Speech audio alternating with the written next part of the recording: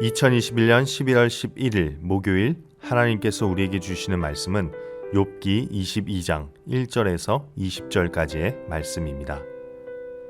대만 사람 엘리바스가 대답하여 이르되 사람이 어찌 하나님께 유익하게 하겠느냐 지혜로운 자도 자기에게 유익할 따름이니라. 내가 의로운들 전능자에게 무슨 기쁨이 있겠으며 내 행위가 온전한들 그에게 무슨 이익이 되겠느냐. 하나님이 너를 책망하시며 너를 신문하심이 너의 경건함 때문이냐. 내 악이 크지 아니하냐. 내 죄악이 끝이 없느니라. 까닭없이 형제를 불모로 잡으며 헐벗은 자의 의복을 벗기며 목마른 자에게 물을 마시게 하지 아니하며 줄인 자에게 음식을 주지 아니하였구나. 권세 있는 자는 토지를 얻고 존귀한 자는 거기에서 사는구나. 너는 과부를 빈손으로 돌려보내며 고아의 팔을 꺾는구나.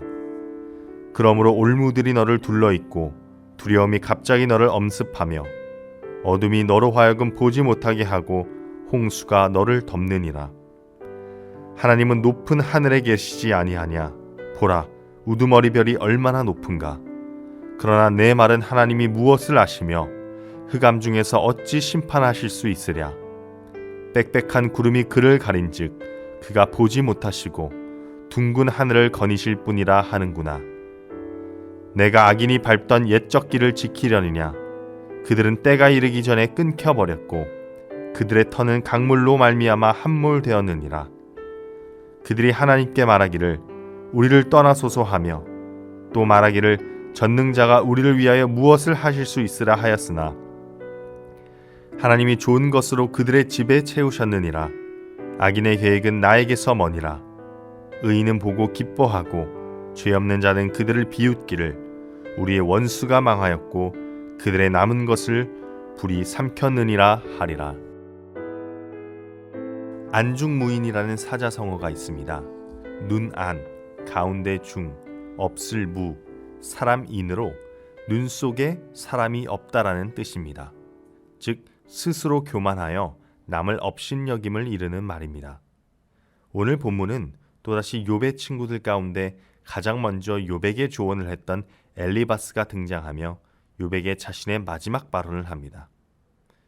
엘리바스가 욥에게 조언을 하는 그 부분만을 본다면 참으로 새겨들어야 할 말이지만 전체적인 맥락을 볼 때는 방금 이야기한 안중무인이라는 사자성어가 딱 들어맞습니다.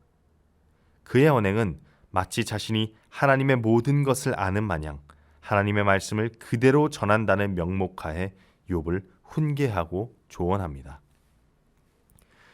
욥은 자신이 처한 고난의 상황에 대해 계속해서 억울하다고 항변합니다. 그러나 엘리바스는 이전 첫 번째, 두 번째 조언과는 달리 이제는 욥의 이야기를 듣지도 않고 이해하려 하지 않은 채 이전보다 더 격양된 말투로 욥을 그르칩니다. 오늘 3절, 5절에서 엘리바스는 이렇게 욥에게 이야기합니다. 제가 새번역 성경으로 읽어보겠습니다. 내가 올바르다고 하여 그것이 전능하신 분께 무슨 기쁨이 되겠으며 내 행위가 온전하다고 하여 그것이 그분께 무슨 유익이 되겠느냐. 내가 하나님을 경외한 것 때문에 하나님이 너를 책망하시며 너를 심판하시겠느냐. 오히려 네 죄가 많고 내 죄악이 끝이 없으니 그러한 것이 아니냐. 여기서 엘리바스는 욥을 향하여 그가 의롭지 않다고 단정짓습니다. 계속해서 반복되는 이야기지만 너의 죄가 많으니 지금 너가 이렇게 고난을 당하고 있다. 즉 이 상황은 너의 의로움 때문이 아니라 너의 죄 때문이라고 확증하며 욥을 훈계합니다. 사실 이게 웃긴 겁니다. 욥기 초반에 보면 하나님은 욥을 의로운 사람이라고 표현합니다. 즉 하나님과 엘리바스가 욥을 보는 시선이 정반대인 것입니다. 사람이 옳다 그르다를 판단함에 있어서 엘리바스는 하나님과 동일선상에서 욥을 판단합니다. 여기서 이 판단은 굉장히 조심스러워야 합니다. 특히 말로 내뱉는 판단은 더더욱 조심해야 합니다. 말은 한 번 뱉으면 되돌릴 수 없기 때문입니다. 우리가 말로 누군가를 판단, 즉 정죄한다면 아무런 고민과 생각 없이, 아무런 이해 없이, 바꿔 말하면 상대방을 이해하기 위한 전인격적인 사랑 없이 판단하고 정죄한다면 이것은 상대방에게 큰 상처로 평생 남을 수 있기 때문입니다. 그래서 우리는 판단을 어려워해야 하고 조심해야 합니다. 궁극적으로 사람의 생과 사, 존재 자체에 대한 판단은 우리의 영역이 아닙니다. 그것은 하나님의 영역입니다. 누군가가 어려운 상황에 직면했을 때 우리는 위로가 아닌 정죄와 판단을 해버릴 때가 있죠. 그 고난의 원인을 너무나 쉽게 이야기합니다. 또한 한 사람이 생을 다하는 순간 우리는 그 사람의 인생을 판단하며 죽음 이후 그 사람이 어떠한 판결을 내릴지 쉽게 판단할 때도 있습니다. 그러나 이것은 엘리바스가 하나님과 동일선상에서 욥을 판단하고 정죄하고 욥을 죄인이라고 확증한 것과 비슷한 행위입니다. 하나님 앞에서 우리는 똑같은 죄인입니다. 그분 앞에서 우리는 서로가 서로를 판단하고 정죄할 수 없는 자들입니다. 물론 내 공동체에 누군가가 복음과는 전혀 다른 길로 가려 할 때 우리는 그에게 조언을 하고 격려하며 다시 본래의 자리로 끌어올 수는 있습니다. 이것은 사랑을 전제로 한 행동입니다. 그러나 엘리바스를 포함한 친구들의 조언은 어떻습니까? 사실 엘리바스가 욥에게 훈계하는 말 그 자체만을 보면 아까 서두에 이야기한 것과 같이 틀린 말이 없습니다. 그는 줄곧 내내 사실만을 이야기하는 것 같습니다. 그러나 아무리 엘리바스가 옳은 말을 했다고 해도 전후 맥락을 이해하고 있는 우리들에게 엘리바스와 그의 친구들의 태도는 결코 그리고 한 영혼에게 큰 유익을 줄 수 없습니다. 엘리바스 그리고 친구들은 욥에게 조언을 하죠. 그때는 아마 정말 친구의 아픔을 걱정하며 건넸을 조언이었을 것입니다. 그러나 욥이 이내 자기들의 말을 안 듣자 어떡합니까? 거의 분노를 하면서 조언을 하죠. 근데 한 번 시작된 분노는 멈추지 않습니다. 자기들의 말을 듣지 않고 자기들 입장에서 욥이 너무 거만한 겁니다. 그러니까 어떻습니까? 곱비 풀린 망아지 마냥 엄청나게 욥을 신랄하게 비난하며 맹공격을 퍼붓기 시작합니다. 이제 그들은 욥에게 위로를 주는 것이 아니라 오히려 욥을 정죄하고 무너뜨리는 사람이 된 것입니다. 성경에 이런 유명한 말씀이 있죠. 고린도전서 13장 13절에 바울이 뭐라고 말합니까? 믿음, 소망, 사랑 이 세 가지는 항상 있을 것인데 그 중에 제일이 무엇이라고요? 사랑이라. 사랑이 없으면 조언은 비난이 되고 정죄가 됩니다. 우리의 모든 행동에는 사랑이 기반이 되어야 합니다. 사랑이 있다면 우리는 한 사람을 쉽게 판단하거나 정죄하지 않습니다. 공지영 작가의 높고 푸른 사다리라는 책이 있습니다. 이 책에서 요한 신부라는 사람이 나오는데요. 그 사람이 고린도전서 13장의 이야기를 하면서 이런 말을 합니다.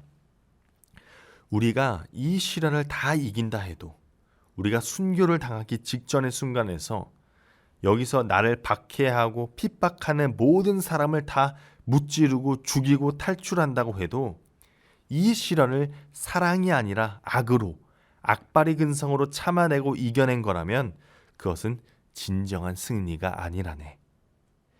진정한 친교란, 진정한 승리란, 진정한 공동체란, 진정한 조언이란, 격려란 사랑이 전제되어야 한다는 겁니다. 우리 안에 예수 그리스도께서 십자가에 보여주신 그 놀라운 사랑이 가득하다면 우리는 욥의 친구들처럼 생각할 수 없습니다. 외적인 상황, 육적인 눈으로 보이는 환경에 근거하여 한 사람을 정죄하고 판단할 수 없다는 뜻입니다. 사랑의 부재는 남을 짓밟고 올라가는 승리만 남습니다. 엘리바스를 보십시오. 자기 주장을 정당하기 위해서, 자기의 논리가 우수하다는 것을 드러내기 위해서 욥에게 없는 죄까지 뒤집어 씌워 욥을 정죄합니다. 우리가 그렇습니다. 남을 비판하고 비난하는 그 우리 내면에는 그 사람의 잘못을 지적할 때 나는 다르다, 나는 너와 다르다, 나는 이러지 않는다는 생각하며 상대방보다 우월하다는 것을 드러내려 합니다. 상대적 우월감에 휩싸입니다. 결국 한 사람을 희생양 삼아서 나의 의로움을 드러내는 행위, 나의 잘남을 드러내는 행위, 이것이 바로 우리가 정죄하고 남을 판단하는 가장 큰 내면적 원인일 것입니다. 저는 오늘 본문 중에 12절 말씀을 깊이 묵상해 보았습니다. 엘리바스가 욥에게 이렇게 말하죠. 하나님은 높은 하늘에 계시지 아니하냐. 보라, 우두머리 별이 얼마나 높은가. 그렇습니다. 하나님은 저 높은 하늘 보좌에 계십니다. 그 누구보다 크고 위대하신 분입니다. 누구보다 우두머리이신 분이 전능자 하나님이십니다. 그러나 하나님은 높이에만 계시지 않습니다. 하나님은 저 높이에만 계시는 그런 오만한 분이 아닙니다. 그분은 내려오십니다. 그분은 우리 인간을 살리시기 위하여 독생자 예수 그리스도로 이 땅에 내려오십니다. 이유는 하나입니다. 우리를 너무나도 사랑하시기 때문입니다. 우리를 사랑하시기에 그 사랑이 원인이 되어 자기 목숨을 버리시고 우리를 살리셨습니다. 하나님은 우리의 죄를 보고 정죄하시지 않으셨습니다. 그분은 오히려 우리의 죄악된 모습을 보고 한탄하셨습니다. 한탄은 사랑이 전제됩니다. 그러면 안 되는데, 이렇게 하면 안 되는데. 그리고 그 사랑으로 예수 그리스도는 십자가에서 죽으셨습니다. 그리고 그 사랑이 죽음을 씹어삼키고 주님은 부활하셨습니다.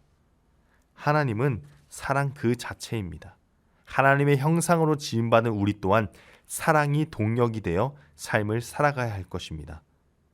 주변에 아파하는 동료가 있습니까? 고난에 좌절하고 실망하여 신앙의 길을 벗어나려는 사람이 있습니까?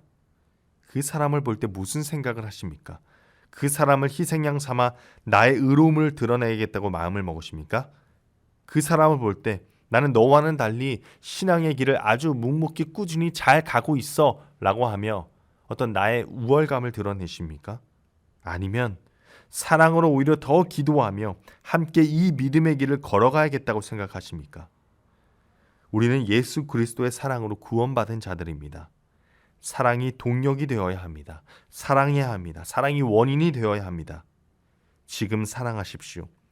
정죄와 판단을 멈추십시오. 사랑하고 또 사랑하십시오. 그것이 주님께서 우리에게 보여주신 아름다움입니다. 기도하겠습니다. 하나님 감사합니다. 우리에게 더할 나위 없는 최고의 사랑을 예수 그리스도를 통해 보여주셔서 그 사랑을 품고 가게 하시니 그 은혜에 다시 한번 감격합니다. 무엇보다 우리가 은혜 받은 자임을 기억하길 원합니다. 그리고 그 기억을 벗삼아 내 주변의 동료들을 사랑하길 원합니다. 사랑하되 끝까지 사랑하는 마음을 우리 안에 품게 하여 주시옵소서. 사랑으로 살아가게 하여 주시옵소서. 예수님의 이름으로 기도합니다. 아멘.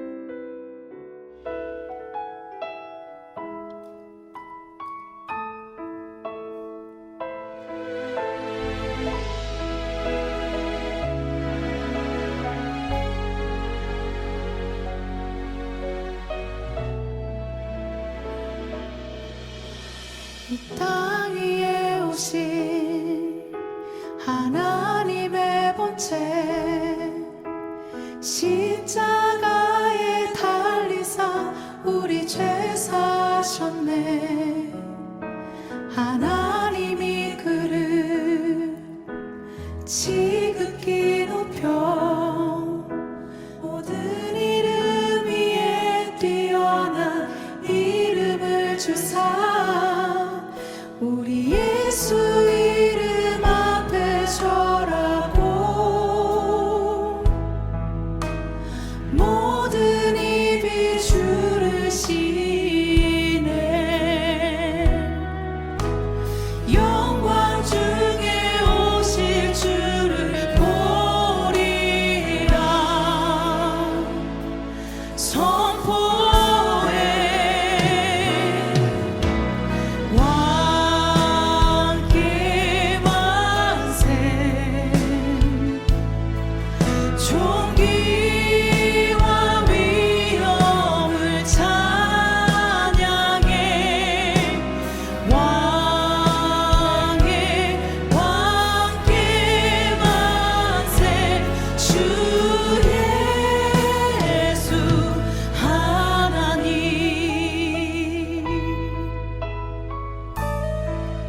이 땅에 오신 하나님의 본체 십자가에 달리사 우리 죄 사셨네. 하나님이 그를 지극히 높여